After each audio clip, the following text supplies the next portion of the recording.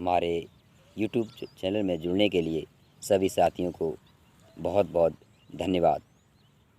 आज साथियों हम आपके सामने यह बताने वाले हैं कि आत्मा का स्वरूप अर्थात आत्मा कितनी छोटी होती है, उसका क्या स्वरूप हो सकता है, इसके बारे में आपको सामने बताने जा रहा हूँ। इससे पहले मित्रों, जिन सभी मित्रों ने अब तक हमारे चैनल को सब्सक्राइब नहीं किया वो सब्सक्राइब कर लें और बेल घंटी को दबाएं ताकि हमारे आने वाली नई वीडियोज़ आपको उपस्थित होती रहें। तो चलिए आज हम बताते हैं कि आत्मा कितना छोटा है, कितना सूक्ष्म है, इसके बारे में हम आपको बताने वाले हैं। परम पिता परमात्मा और आत्मा क्या स्वरूप हो सकता है।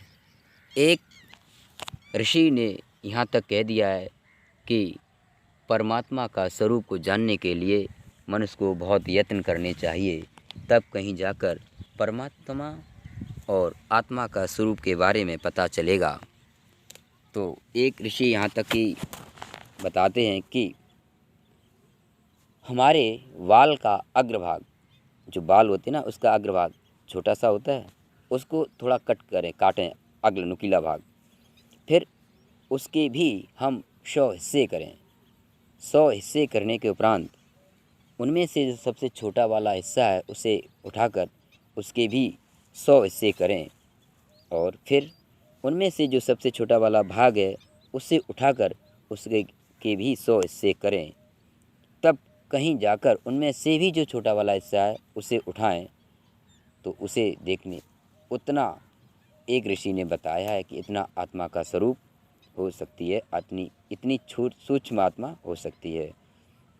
विचार करो, जब इतना सूक्ष्म उस ऋषि ने इस आत्मा को बतलाया है तो परमात्मा कितना सूक्ष्म हो। कहा जाता है कि परमात्मा कण कण में, रोम रोम में व्यापक है, व्याप्त हो रहा है।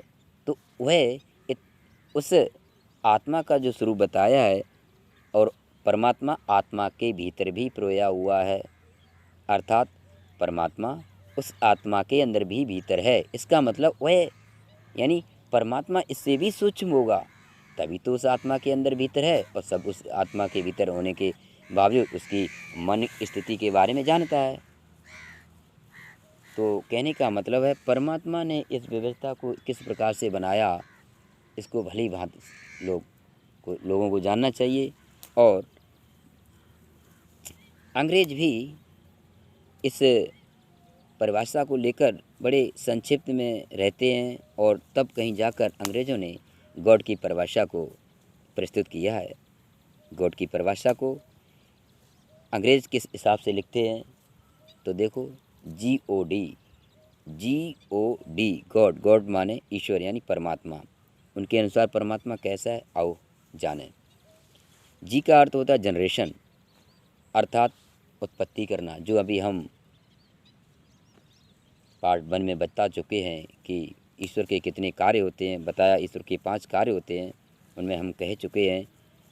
तो उन्हीं के आधार पे अंग्रेज़ों ने भी हमारी नकल की, हिंदी की, संस्कृत की, उन्होंने भी कह दिया है GOD गॉड, गॉड माने भगवान। तो जी से होता है जनरेशन यानी उत्पत्ति करना, निर्माण करना, सृष्टि को बनाना। अंग्रेज भी मानते हैं कि सृष्टि को पहले बनाया है, सभी जीव जंतु प्राणी चींटी सबको परमात्मा ने आत्माओं का शरीर एक साधन दिया है, कार्य करने के लिए बनाया है। उसके बाद दूसरा है ओ से होता ऑपरेट। ऑपरेट का मतलब होता पालन करना। इस सृष्टि को बनाने के उपरांत परमपिता परमात्मा ने सभी जीव जंतु, छोटे मोटे, बड़े, हाथी घोड़े चींटी, सबकी व्यवस्था कर रहा है। सबको खाने के लिए कुछ न कुछ अवश्य दे रहा है। कहते हैं कि मनुष्य भूखा जागता तो ज़रूर है, लेकिन परमात्मा उसे भूखा सुलाता नहीं है। इसलिए सबको याद रखना चाहिए, परमात्मा ही एक परम पिता है, अर्थात पिताओं का भी पिता है, इसलिए उसे परम पिता कहते हैं।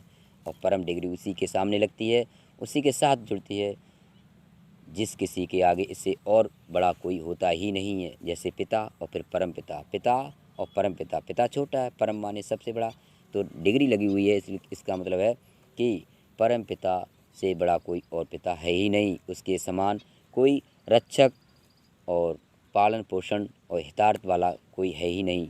इसलिए परम पिता परमात्मा को जानें और पहचानें।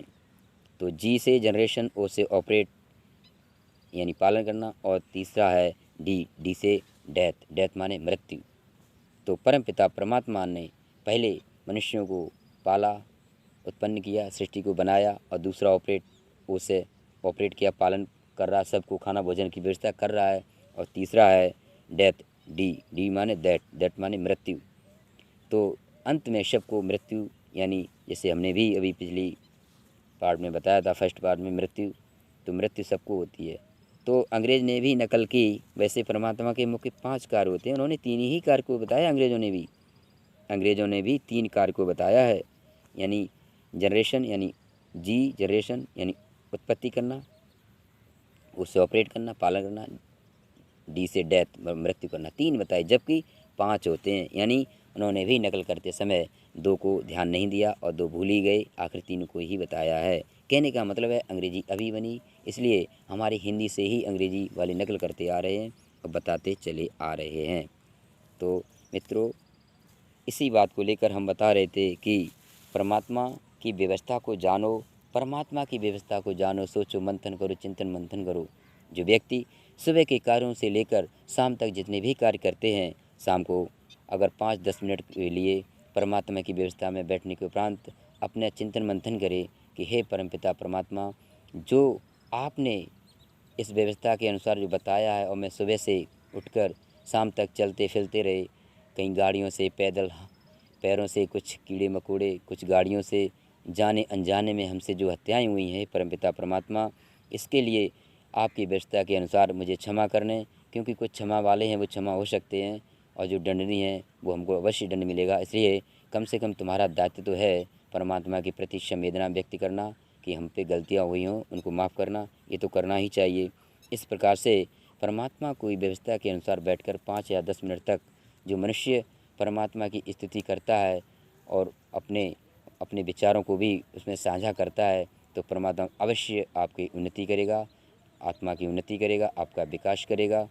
क्योंकि ऐसा करना अति उत्तम है मनुष्य के लिए। कहा जाता है कि किसान नौकरी वाला यदि 2 घंटे करे, किसान वो क्या नाम नौकरी वाला, रुपये वाला, यदि वो 2 घंटा भी करे, और किसान यदि 5 मिनट भी निकाल ले, तो ऋषि और बड़े बड़े विद्वान लोग कहते हैं कि जो 2 घंटे निकालता है ईश्वर की भक्ति उपासना करते हैं, और किसान भाई इतनी मेहनत करने के उपरांत समय निकाल कर यदि 3 मिनट भी बैठता है, तो वो और अधिक है। क्योंकि किसान के सामने बहुत सारी समस्या हुआ करती हैं, कहीं समय भी नहीं मिलता है, कहीं खाने पीने की काफ़ी किल्लतें हुआ करती हैं। यदि वो समय निकाल कर 2 से 5 मिनट तक भी बैठता है, तो उस 2 घंटे के बराबर है जो कि और अमीर व्यक्ति, धनवान व्यक्ति समय देते हैं ईश्वर की संध्या उपासना में, और किसान अगर 2, 3, 5 से मिनट तक देता है, तो वो और अधिक उत्तम, अति उत्तम है किसान के लिए। इसलिए हम सबको ईश्वर की संध्या उपासना अवश्य करनी चाहिए, ताकि हमारा आगे निर्माण हो और बेहतरीन निर्माण हो, और अच्छे जीवन के साधन को जुटाकर अपने जीवन को आगे पहुंचाएं सकें। इसलिए सभी हमसे निवेदन है कि परमपिता परमात्मा की व्यवस्था को जानो, पहचानो कि परमात्मा क्या क्या कर रहा है, क्या क्या दे रहा है, क्या क्या गलतियां हुई हैं, हमको क्षमा करो। हे परमपिता परमात्मा, हमसे जो द्वेष भावना जो लोग रखते हैं आसपास के, जाने अनजाने में या जानते हुए भी, तो उसको आप अपनी न्याय व्यवस्था के अनुसार आप ही दंड करें, आप ही दंड दें। इति ओम शम। ऐसा करते हुए परमात्मा से धन्यवाद जरूर प्राप्त किया करें। जिस प्रकार से सभी लोग विद्वान लोग करते आए हैं, उसी प्रकार से हमको भी करते रहना चाहिए। इति ओम शम। इनके साथ हम अपनी शब्दों को विराम करते हैं। इति ओम शम।